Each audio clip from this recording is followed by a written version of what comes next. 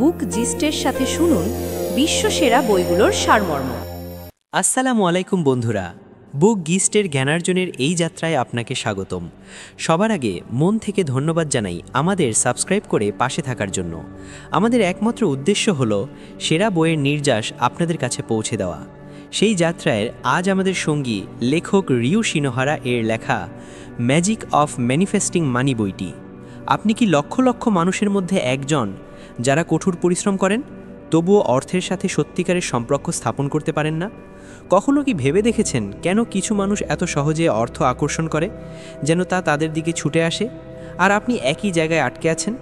প্রতি মাসে একই চিন্তা, একই সংগ্রাম।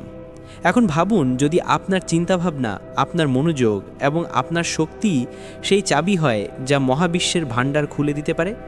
কি হবে যদি অর্থ উপার্জনের জন্য আপনাকে বাইরের দিকে নয় বরং নিজের ভেতরের দিকে তাকাতে হয়, এবং আপনি তার দিকে নয় বরং সে আপনার দিকে আসতে চায়? কেবল আপনি জানেন না কিভাবে তাকে আকর্ষণ করতে হয়। আজ যা আপনি শুনতে চলেছেন তা শুধু একটি বইয়ের সারাংশ নয়, এটি একটি সতর্কতা, একটি সুযোগ, অভাব থেকে প্রাচুর্যের দিকে একটি প্রবেশদ্বার।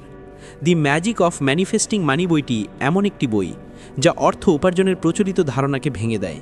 এটি আপনাকে অর্থের পিছনে ছুটতে শেখায় না, বরং এটি আপনার ভেতরের সেই চুম্বককে জাগিয়ে তোলে যা অর্থ আকর্ষণ করতে পারে, তাও কেবল চিন্তা, উদ্দেশ্য এবং অনুভূতির শক্তি দিয়ে। এই সারাংশে আপনি জানতে পারবেন কেন আপনার সীমাবদ্ধ বিশ্বাসই আপনার সবচেয়ে বড় বাধা, কিভাবে অবচেতন স্তরে কাজ করে আপনি সম্পদের কম্পাঙ্কের সাথে অনুরণিত হতে পারেন, এবং সবচেয়ে গুরুত্বপূর্ণ, কিভাবে আপনার মন আপনার আসল সম্পদ তৈরির হাতিয়ার হয়ে উঠতে পারে। এখন সময় এসেছে শুধু তথ্য সংগ্রহ করার নয়, সচেতনতার সাথে আপনার আর্থিক ভাগ্য নতুন করে লেখার। কারণ একটি কথা সবসময় মনে রাখবেন, আপনি সেটাই আকর্ষণ করেন যা আপনি মনে করেন আপনি পাওয়ার যোগ্য। এবং এই ভিডিওর শেষ পর্যন্ত সম্ভবত আপনি নিজের সাথে সমৃদ্ধির এক নতুন চুক্তি করে ফেলেছেন। প্রথম অধ্যায়, অর্থ আকর্ষণের গোপন বিজ্ঞান। আপনি কি জানেন যে অর্থ শুধু কঠোর পরিশ্রম দিয়ে আসে না? এটি আসে আপনার চিন্তা, শক্তি এবং কম্পন বা ভাইব্রেশন থেকে।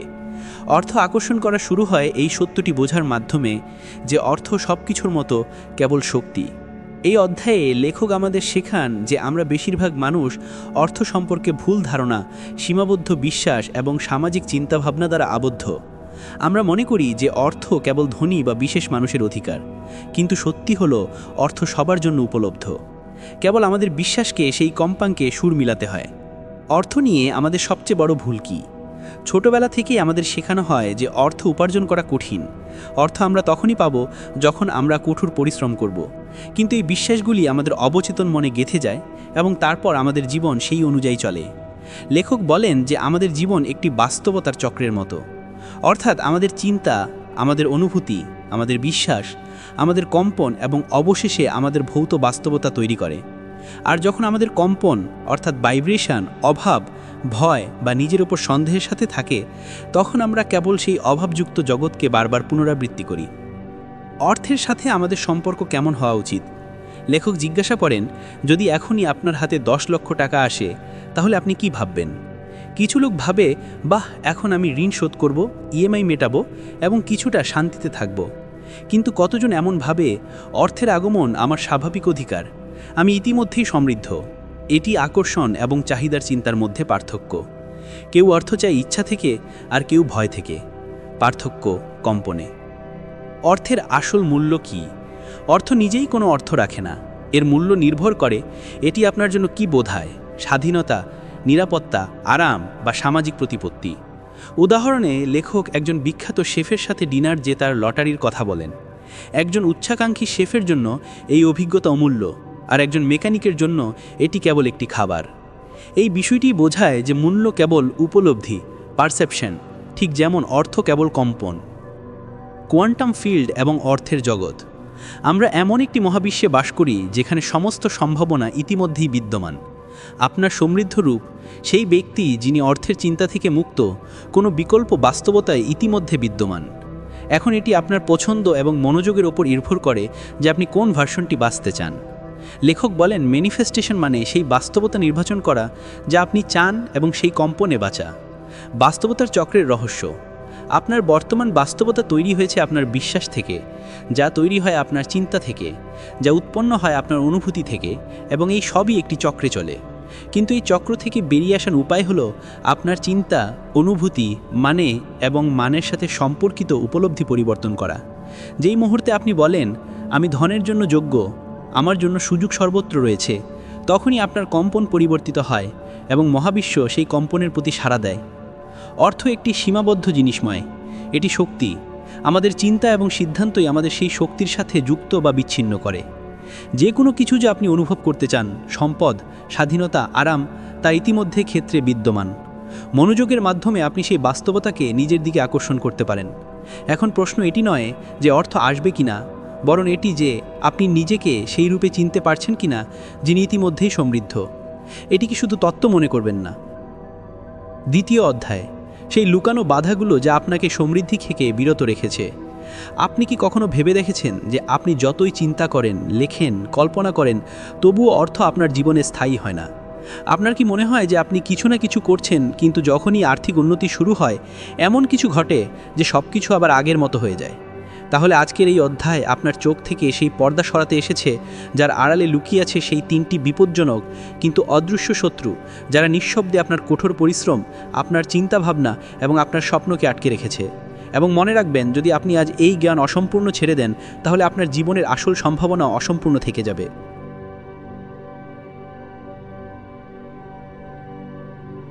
প্রথম বাধা, নেতিবাচক আবেগ, সেই বিষ যা আপনি প্রতিদিন অজান্তেই পান করেন। আপনার মনে হয় যে রাগ, ভয়, হিংসা, তুলনা, এই অনুভূতিগুলো কেবল আপনার মেজাজ খারাপ করে। না বন্ধু, এগুলো আপনার কম্পন বা ভাইব্রেশন ভেঙে দিচ্ছে। আর যখন আপনার কম্পন ভেঙে যায়, তখন আপনি কেবল এমন সুযোগের দিকেই যান যা আপনার সমস্যাকে আরও বাড়িয়ে তোলে। কি হওয়া উচিত ছিল? আপনাকে এই অনুভূতিগুলোকে বুঝতে হতো, সেগুলোকে সংকেত হিসেবে দেখতে হতো। যেমন জিপিএস আপনাকে দেখায় যে আপনি ভুল পথে মোড় নিয়েছেন। কিন্তু আমরা কি করি? আমরা তাদের সাথে লড়াই করি, লোকাই এবং শেষ পর্যন্ত হার মেনে নিই। লেখক বলেন, নেতিবাচক আবেগ মানে আপনার আসল পথ থেকে বিচ্যুত হবার ইঙ্গিত। যদি আপনি মনোযোগ দেন, তাহলে এই আবেগগুলোই আপনাকে পথ দেখাতে পারে। কেবল সঠিকভাবে শুনতে শিখুন। দ্বিতীয় বাধা, অভাবের মানসিকতা।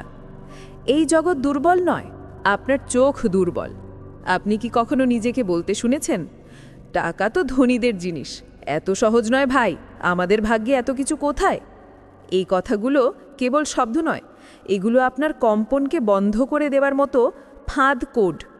এগুলো আপনাকে শিকারের মোডে নিয়ে যায়, যেখানে সব কিছু অন্যের দোষ হয়ে যায়। আর যখন আপনি নিজেকে শিকার মনে করেন, তখন মহাবিশ্বও বলে, ঠিক আছে, আপনি শিকারই থাকবেন। মনে রাখবেন, প্রাচুর্য তখনই আসে যখন আপনি মন থেকে মেনে নেন যে অভাব কেবল একটি বিভ্রম। তৃতীয় বাধা, পুরনো অভ্যেস। সেই অভ্যেসগুলো যা নিঃশব্দে আপনার ভাগ্য চুরি করে। আপনি কি কখনো বুঝেছেন যে কেন আপনি বারবার একই ধরনের অভ্যেসের ফাঁদে পড়েন? যেমন টাকা আসতেই সঙ্গে সঙ্গে খরচ হয়ে যাওয়া, বড় সিদ্ধান্ত নিতে ভয় পাওয়া, সবসময় তাৎক্ষণিক সুবিধা খোঁজা। আমাদের মস্তিষ্কের বেশিরভাগ অংশ শৈশবে পূরণ করা হয়েছে, কোনো ফিল্টার ছাড়াই। আমরা আমাদের চিন্তাভাবনা লালন পালন থেকে, সমাজ থেকে এবং কখনো কখনো ধর্ম থেকে পেয়েছি। এবং আজ সেই চিন্তাভাবনাই নীরবে আমাদের আরাম অঞ্চলের মধ্যে দারিদ্র্যে আটকে রেখেছে। লেখক বলেন, তাই আপনাকে আপনার জীবনে সেই মানুষ, সেই পরিবেশ এবং সেই অভিজ্ঞতাগুলো আনতে হবে যা নতুন অভ্যেস তৈরি করতে পারে। অর্থের সাথে আপনার সম্পর্ক, অর্থাৎ নিজের সাথে সম্পর্কের প্রতিচ্ছবি। ভাবুন, আপনি কি নিজেকে সংজ্ঞায়িত করার জন্য অর্থ ব্যবহার করেন? যদি এমনটা হয়, তাহলে অর্থ আপনার বন্ধু নয়, আপনার প্রভু হয়ে উঠেছে। নিরাময়ের প্রথম ধাপ হলো এটাই। অর্থকে ভয় পাওয়া বন্ধ করুন এবং এটিকে ঠিক সেইভাবেই দেখুন যেভাবে আপনি আপনার স্বপ্নগুলোকে দেখেন, খোলা মন নিয়ে, আনন্দের সাথে। তাহলে এখন কি করতে হবে? এই অধ্যায়ের শেষে লেখক আমাদের 3টি শক্তিশালী কৌশল দেন যা এই সমস্ত বাধা ভাঙতে আপনাকে সাহায্য করবে। এবং যদি আপনি এখান পর্যন্ত শুনে থাকেন, তাহলে সামনের কৌশলগুলো জানা খুবই জরুরি, কারণ কর্ম ছাড়া জ্ঞান কেবল বোঝা হয়ে যায়। 1. Feng shui for manifestation. আপনার ঘরের নোংরা, ভাঙা জিনিস, অগোছালো জিনিস, এটাই আপনার মনের জটলার প্রতিচ্ছবি। আর যখন পরিবেশ ভারী হয় তখন শক্তি আটকে যায়, আর যেখানে শক্তি আটকে যায় সেখানে অর্থ আসে না। ধাপসমূহ: ভাঙা জিনিস সরিয়ে ফেলুন, আশেপাশের জিনিসপত্র গুছিয়ে রাখুন, প্রাকৃতিক আলো আসতে দিন, গাছপালা ঘরে আনুন এবং সব জায়গায় টাকা ভরা প্রাচুর্য চার্জ রাখুন যা বলবে আমি ধন ও সমৃদ্ধিতে পরিপূর্ণ। 2. The generalisation technique. নেতিবাচক আবেগকে নাম দেবেন না, গল্প তৈরি করবেন না, কেবল সেগুলোকে অনুভব করুন এবং উপরে উঠুন। চিন্তা থেকে মোটামুটি ভালো বিজি লাগছে বা বেশ ব্যস্ত লাগছে বলুন। ঘাবড়ে যাওয়া থেকে শেখার সুযোগ আছে তৈরি করুন। এটি একটি আবেগপ্রবাহ লিফট যা ধীরে ধীরে উপরে উঠতে হয়, লাফিয়ে নয়। 3. Tuning into freedom. আমরা আসলে টাকা চাই না, আমরা চাই স্বাধীনতার অনুভূতি। তাহলে কেন না আজ থেকে সেই অনুভূতিকে বাঁচতে শুরু করি? আপনার পায়ে হেঁটে বাইরে বেরোনোর স্বাধীনতা, আপনার চায়ের কাপ বাছাই করার স্বাধীনতা, মানুষকে না বলার স্বাধীনতা। লেখক বলেন, যখন আপনি জীবনে ছোট ছোট স্তরে স্বাধীনতা অনুভব করতে শুরু করেন তখন মহাবিশ্ব আপনাকে বড় স্তরে স্বাধীনতা দেওয়ার সুযোগ দেখাতে শুরু করে। শেষ সতর্কতা: যদি আজ আপনি এই অর্থের বাধা শনাক্ত করেন কিন্তু কাল আবার একই প্যাটার্নে ফিরে যান, তাহলে এই জ্ঞান কেবল আরেকটি বই হয়ে থাকবে এবং বিশ্বাস করুন, অর্ধেক জ্ঞান পুরো জীবনকে অসম্পূর্ণ করে তোলে। নেতিবাচক আবেগকে দমন করা নয়, বোঝা জরুরি। অভাবের চিন্তা থেকে বেরিয়ে এসে প্রাচুর্যকে অনুভব করা জরুরি। পুরনো অভ্যেসগুলোকে সরিয়ে নতুন অভিজ্ঞতার মধ্যে নিজেকে ঠেলে দেওয়া জরুরি। এবং সবচেয়ে গুরুত্বপূর্ণ, আপনার ভেতরের সেই প্রাচুর্যময় সত্তাকে চেনা জরুরি। প্রস্তুত থাকুন, কারণ পরের অধ্যায়ে আমরা সেই 15টি পদক্ষেপ শুরু করব যা আপনাকে কেবল চিন্তা থেকে তুলে এনে বাস্তবে ম্যানিফেস্টেশনের ময়দানে নিয়ে যাবে। 3য় অধ্যায়: একটি ভাঙা কোটিপতির মানসিকতা। আপনি কি কখনো নিজেকে এই ভেবে আটকে ফেলেছেন, আমি সব করছি তবুও কিছু পরিবর্তন হচ্ছে না কেন? অ্যাফার্মেশন, ভিজুয়ালাইজেশন, ল অফ অ্যাট্রাকশনের বই, ইউটিউব ভিডিও সব কিছু করেছি, তবুও ব্যাংক ব্যালেন্স সেখানে, মনে ভয় তেমনই, আর প্রাপ্যতার অনুভূতি সম্ভবত আরও কম। যদি এমনটা অনুভব করে থাকেন তাহলে থামুন, কারণ এটি আপনার করার ব্যাপার নয়, বরং আপনার হওয়ার ব্যাপার। গল্পটা সেখান থেকে শুরু হয় যেখানে আপনি ভাবেন যে এই পদ্ধতি আমার উপর কাজ করছে না। এটাই সেই মোড় যেখানে বেশিরভাগ মানুষ নিজের বিশ্বাস হারিয়ে ফেলে এবং ভাবে হয়তো আমিই ভুল, হয়তো আমার ভাগ্যে টাকা নেই। কিন্তু ভুল আপনার নয়, মূল বিষয় হলো আপনি সব কিছু করছেন কিন্তু একটি জিনিস অনুপস্থিত, আপনি আপনার পরিচয়ের আসল পরিবর্তন আনতে পারছেন না। আপনি একটি সমৃদ্ধ জীবন চাইছেন কিন্তু অভাবে চিন্তা এবং পরিচয় নিয়ে। ভাঙা কোটিপতির ফাঁদ। শরীর বদলায়, চিন্তা নয়। এরা সেই সব মানুষ যারা লাখ লাখ টাকা উপার্জন করে নেয় কিন্তু নিজেদের এখনও গরিবই মনে করে। তাদের কাছে টাকা এসে যায় কিন্তু তাদের ডিজিটাল অ্যাকাউন্ট বাড়ে আর ইমোশনাল অ্যাকাউন্ট খালিই থেকে যায়। বাস্তবতা হলো, আপনি যা মনে করেন যে আপনি সেটাই আপনার মহাবিশ্ব তৈরি করে। আর যখন আপনি নিজেকে অযোগ্য, অভাবী বা শিকারী মনে করেন তখন মহাবিশ্বও বলে, ঠিক আছে মহাশয়, আপনি যা মানবেন সেটাই দেব। প্রাচুর্যময় মানসিকতা সমান গ্রহণ করার মোডে প্রবেশ করা। এটি শুধু ইতিবাচক চিন্তাভাবনার ব্যাপার নয়, এটি চিন্তা করা প্লাস অনুভব করা প্লাস এখন সেই চিন্তাকে বাঁচিয়ে তোলার ব্যাপার। লেখক বলেন, যদি আপনি শুধু ভাবেন যে আপনি ধনী হবেন কিন্তু প্রতিদিন ভয়, দুশ্চিন্তা বা তুলনার মধ্যে বাঁচেন, তাহলে আপনি প্রাচুর্যকে আটকে দিচ্ছেন। গ্রহণ করার মোডে আসার উপায় কি? 1. বর্তমানে বাঁচুন। না অতীতের চিন্তা, না ভবিষ্যতের টেনশন, কেবল এই মুহূর্ত। এটাই সেই ক্ষেত্রের দরজা যেখানে প্রতিটি সম্ভাব্য বাস্তবতা এখনও বিদ্যমান। আর যখন আপনি সম্পূর্ণ নিষ্ঠার সাথে বর্তমানে আপনার ফ্রিকোয়েন্সি সেট করেন, তখনই মহাবিশ্ব আপনার কথা শুনতে শুরু করে। 2. অ্যাপ্রিসিয়েশন বা প্রশংসা ইকুয়ালস টু নট কৃতজ্ঞতা। হ্যাঁ, দুটির মধ্যে পার্থক্য আছে। আমরা সবাই কৃতজ্ঞ হতে জানি, কিন্তু আপনি কি প্রশংসা নিয়ে বাঁচেন? ধন্যবাদ বলা সহজ, কিন্তু ওয়াও, এটাও আমার জীবনে আছে, এই অনুভূতি ভেতর পর্যন্ত কম্পন তৈরি করে। তাই পরের বার যখন আপনি কোনো কিছুর জন্য, তা সাধারণ একটা পেইনই হোক না কেন, কৃতজ্ঞতা প্রকাশ করেন, তখন কেবল শব্দে নয়, আপনার পুরো শক্তি দিয়ে প্রশংসা করুন। প্রশংসা এমন একটি কম্পন যা প্রাচুর্যকে আকর্ষণ করে। 3. কোটিপতি সত্তা। সমৃদ্ধি আপনার বাইরে নয়, আপনার ভেতরেই আছে। এভারেস্ট জয় করার কথা আপনি শুনেছেন। কেউ কি প্রস্তুতি ছাড়া শুধু ইচ্ছা নিয়ে তা জয় করতে পারে? ঠিক তেমনি ধনী হওয়ার ইচ্ছার মানে হলো নিজেকে সেই সংস্করণে পরিবর্তন করা যা সমৃদ্ধিকে সামলাতে পারে, এবং এর সবচেয়ে শক্তিশালী হাতিয়ার হলো সচেতনতা। যেমন অন্ধকার জঙ্গলে হেডল্যাম্প। আপনার পুরনো আপনাকে কখনো বিচার করবেন না, তাকে ধন্যবাদ দিন, কারণ সে আপনাকে এত দূর নিয়ে এসেছে। এখন সময় এসেছে আপনাকে আলতো করে একটি নতুন সংস্করণের দিকে নিয়ে যাওয়ার। ইতিবাচক অ্যাফার্মেশন শুধু বলা নয়, ঘুম থেকে জাগা থেকে শুরু করে রাতের বিছানা পর্যন্ত সেগুলোকে বাঁচিয়ে তুলতে হয়। আর এই যাত্রায় কখনো না কখনো পুরনো চিন্তা, পুরনো মানুষ এবং পুরনো অনুভূতি আবার ফিরে আসবে, কিন্তু এবার আপনি পরিবর্তিত হয়ে থাকবেন। মনে রাখবেন, আপনাকে নতুন মানুষ হতে হবে না, আপনাকে শুধু সেটাই হতে হবে যা আপনি সবসময় ছিলেন, অপ্রয়োজনীয় ফিলিকার ছাড়া। এখন আসি দুটি অত্যন্ত শক্তিশালী কৌশলে। এক, অ্যাপ্রিসিয়েশন মেডিটেশন।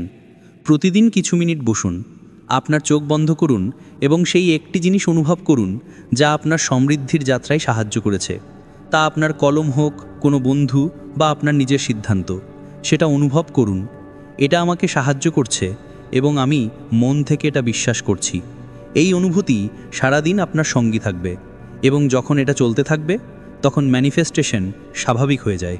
2, content shift. সারাদিন আপনি কি শুনেছেন, কি দেখেছেন, কি অনুভব করেছেন? ভুয়ো খবর, রাজনৈতিক ঘটনা, সোশ্যাল মিডিয়ার তুলনা, এইসব আপনার মনকে আবর্জনা দিয়ে ভরে দেয়। আসল বিকল্প কি? আপনার ডিজিটাল ডায়েটকে কিউরেট করুন। সেই জিনিসগুলি দেখুন, শুনুন, ভাবুন যা আপনার নতুন সংস্করণের সাথে মেলে। প্রতিদিন নিজেকে জিজ্ঞাসা করুন, আমি যা দেখছি তা কি আমাকে সেই জীবনের যোগ্য করে তুলছে যা আমি চাই? শেষ কথা যা জীবন পরিবর্তন করতে পারে। আপনি এখনই বিলিয়নিয়ার হতে পারেন যদিও আপনার অ্যাকাউন্ট শূন্য থাকুক, কারণ টাকা আপনার চিন্তার পিছনে আসে, আপনার এটিএমের সামনে নয়। তাই সেখান থেকে শুরু করুন যেখানে আপনি আছেন। এটাই সময়, এটাই মুহূর্ত, এবং মনে রাখবেন, ফিল রিচ, তারপর দেখবে রিচ। 4র্থ অধ্যায়, $1 বিলের সম্পর্ক পরামর্শ। গল্পটা টাকার নয়, সম্পর্কের। আপনার আর টাকার সম্পর্কের। আপনি হয়তো ভাবছেন, আমি টাকা কেন পাই না?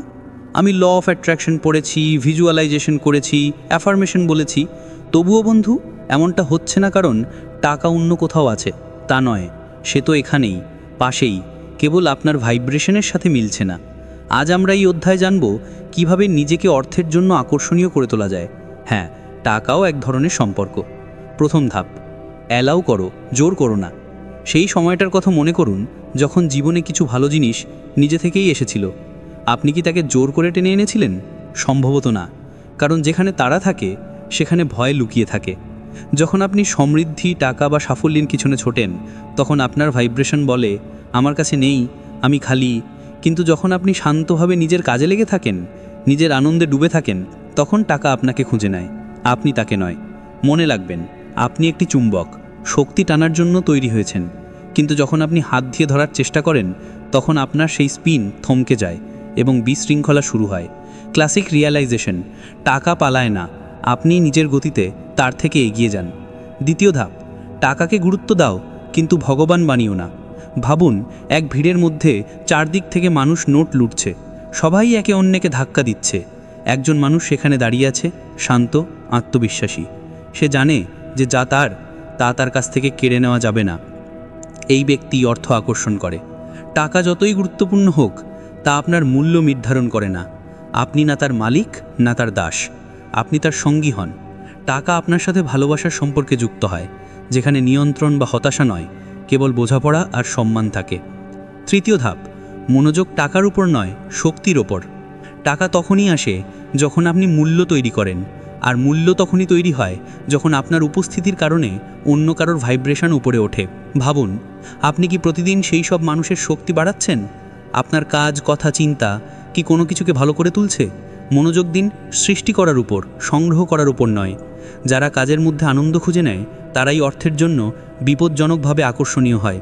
চতুর্থ ধাপ, ইউনিভার্সাল ল অফ ইনক্রিজ। আপনাকে সেটাই দেওয়া হবে যা আপনি বাড়ান।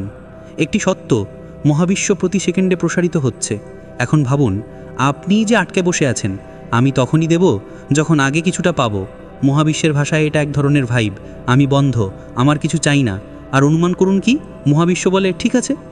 অন্যদিকে যদি আপনি প্রথমে মূল্য দেন, তাহলে এই জগৎ নিজেই উঠে বলে, নিন এবং আরও দিন, আরও নিন, তারপর আরও দিন। জীবনে যখনই আপনি মন থেকে কিছু দেন, আপনি আপনার কোম্পানি, কানেকশন, ক্লায়েন্ট এবং মহাবিশ্বের সাথে আপনার ভাইব্রেশন বাড়িয়ে তুলছেন। এখান থেকে আসে দুটি ব্যবহারিক কৌশল। 1. ডেইলি ভাইব্রেশনাল ইনক্রিজ, ছোট অভ্যাস, বড় জয়। প্রতিদিন নিজের সাথে প্রতিজ্ঞা করুন, আজ আমি কোনো কিছুর ভাইব্রেশন বাড়াবো। কোনো বন্ধুকে প্রশংসা করা, কোনো অচেনা ব্যক্তিকে দেখে হাসা, ঘর পরিষ্কার করা, কারো কথা শোনা, ছোট দান করা। আপনি যা করেন তা গুরুত্বপূর্ণ, কিন্তু যে অনুভূতির সাথে করেন সেটাই সব কিছু নির্ধারণ করে। মনে রাখবেন, টাকা শুধু ব্যাংকে থাকে না, টাকা সেই সব হৃদয়ে থাকে যেখানে উদারতা, সত্যতা এবং শক্তি থাকে। এবং শেষে এটিকে একটি সম্পর্ক হিসেবে দেখুন। এই অধ্যায় বলে টাকা আপনার জীবনের প্রেমিক বা প্রেমিকা হতে পারে, কিন্তু আজ আপনি যা করছেন তা তাকে তাড়িয়ে দিচ্ছে। আপনি তাড়া করছেন, নিয়ন্ত্রণ করছেন, নিরাপত্তাহীন দেখাচ্ছে। এখন সময় এসেছে যে আপনি ভাইব্রেশনের সেই অঞ্চলে আসেন যেখানে টাকা বলবে, বাহ, এই ব্যক্তির ফ্রিকোয়েন্সি তো একেবারে আমার মতো। এই অধ্যায়ে সারসংক্ষেপ: অনুমোদন করুন, জোর করবেন না। টাকাকে নিরপেক্ষ মনে করুন, না খুব উঁচু না খুব খারাপ।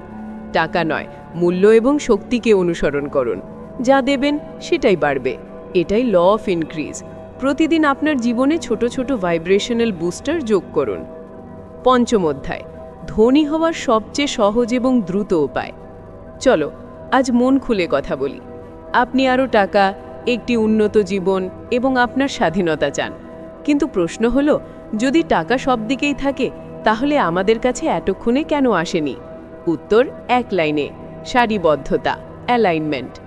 প্রথমত, যখন আপনার হৃদয়, মন, আত্মা এই তিনই এক সুরে গান গায়, তখনই টাকা বর্ষণ হয়। আপনি যতই ইতিবাচক চিন্তা করুন না কেন, যদি আপনার চিন্তা আপনার উদ্দেশ্যের সাথে মেলে না, তাহলে আপনি কম্পন থেকে বেমানান হচ্ছেন।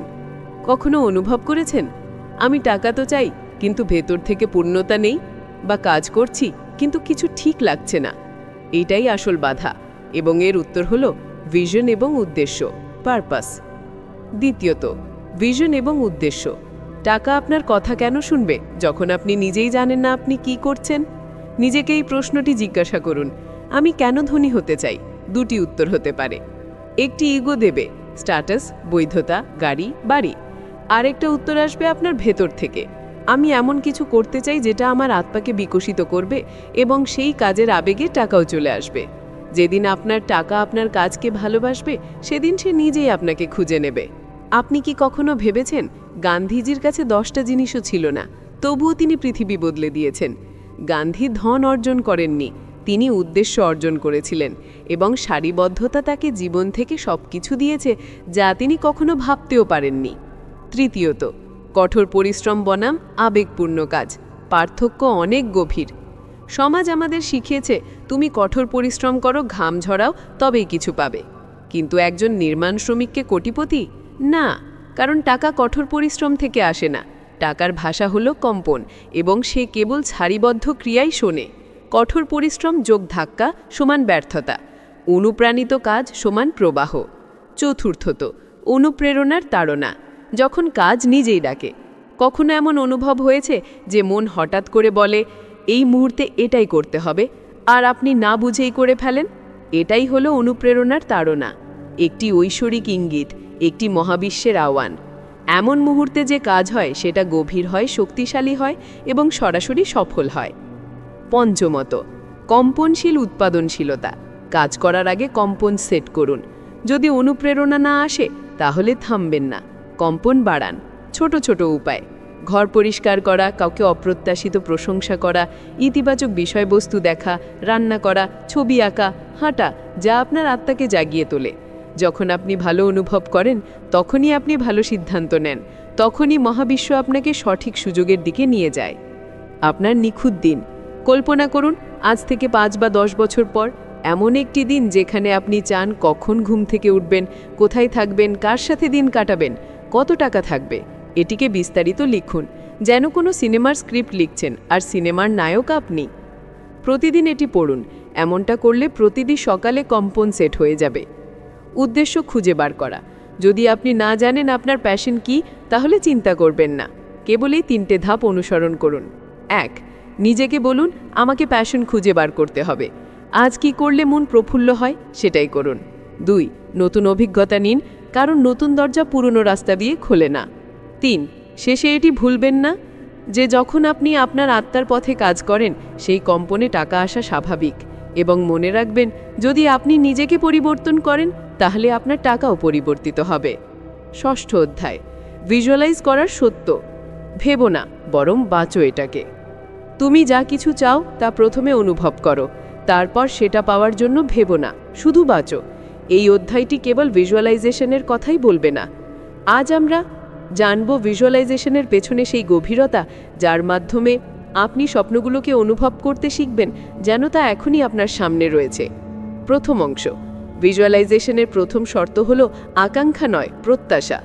শুধু চাওয়া যথেষ্ট নয়, আপনাকে বিশ্বাস করতে হবে যে আপনি যা চান তা অবশ্যই আসবে। যেমন আপনি বীজ বপন করেছেন, জল দিয়েছেন এবং তারপর নিশ্চিত হয়ে গেছেন এখন এই গাছটা হবেই। এটাকে বলে বিশ্বাস সহ প্রত্যাশা। ভিজুয়ালাইজেশন তখনই কার্যকর হয় যখন আপনি আপনার মনকে ভবিষ্যতে থাকার অনুমতি দেন, পিছনের দিকে না তাকানোর অভ্যাস ছাড়াই। কিন্তু একটি ফাঁদও আছে, আর তা হলো আসক্তি। প্রত্যাশার স্বাস্থ্যকর রূপ হলো, আমার বিশ্বাস আছে যে এটা হবে, আমি এর জন্য প্রস্তুত, যখনই আসুক। কিন্তু আসক্তি কি বলে? যদি না হয় তাহলে আমি ভেঙে পড়ব, আমি সব হারাবো। দ্বিতীয় অংশ, কিভাবে জানার প্রয়োজন নেই।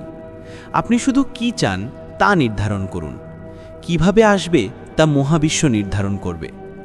যখন আপনি সব কিছু নিজের হাতে নিয়ন্ত্রণ করার চেষ্টা করেন, তখন আপনি মহাবিশ্বের সুন্দর পরিকল্পনায় বাধা দেন।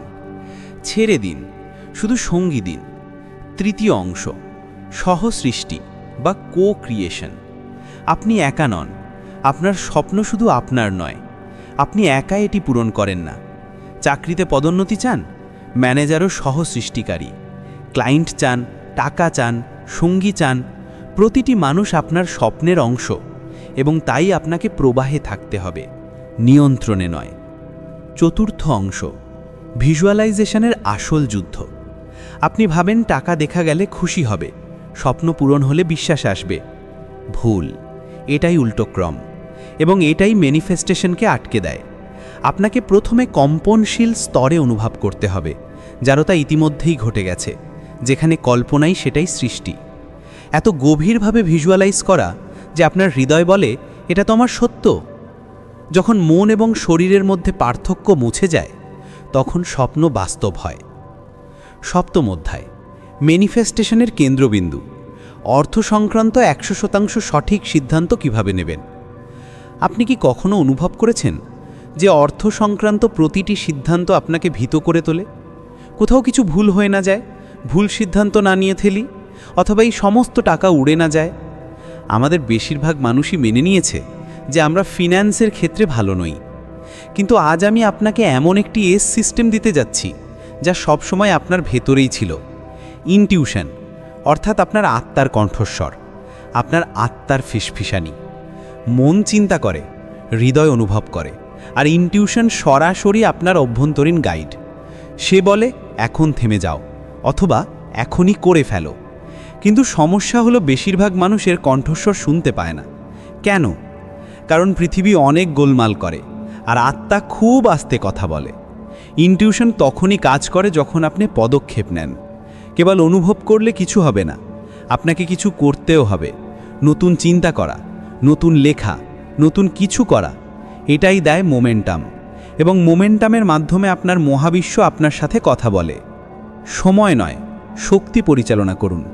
অর্থ মানে শক্তি, আর যদি অর্থ না থাকে তাহলে শক্তির অভাব আছে। সময় ব্যবস্থাপনা ছাড়ুন, জীবনের শক্তি ব্যবস্থাপনা শিখুন। দৈনিক অভ্যাস যেমন 20 মিনিটের মেডিটেশন, প্রকৃতিতে হাঁটা, বই পড়া, ব্যায়াম করা, এই সব একসাথে আপনার কম্পনকে বাড়িয়ে তোলে। আর এখান থেকেই শুরু হয় অর্থ বিষয়ক দক্ষতা, মানি ম্যাটার মাস্টারি। শক্তি ইনভেস্টমেন্ট, অর্থ নয়, শক্তিকে সঠিক জায়গায় লাগান। আপনি কি শক্তি ব্যয় করছেন দুশ্চিন্তায়, সন্দেহ বা তুলনার মধ্যে? 77% মানুষের সাথে এটাই হয়। তারা ভাবে যখন টাকা আসবে তখন নিজেকে মূল্যবান মনে করব। ভুল চিন্তা। টাকা নয়, আগে নিজেকে ধনী চিন্তা দিয়ে ভরিয়ে তুলুন। ধনী হওয়ার জন্য টাকা দেখানো জরুরি নয়, শক্তি সামলানো জরুরি। ওয়ারেন বাফেট বনাম মিডিয়া সংস্কৃতি। ওয়ারেন বাফেট আজও সেই বাড়িতে থাকেন যা তিনি 1958 সালে $31,500 কিনেছিলেন। মার্ক জাকারবার্গ আজও টি-শার্ট, হুডি এবং জিন্সে মিটিং করেন। তারা আসল ধনী, কারণ তাদের পরিচয় কোনো ব্র্যান্ড বা জিনিসের সাথে যুক্ত নয়, বরং কাজের সাথে যুক্ত।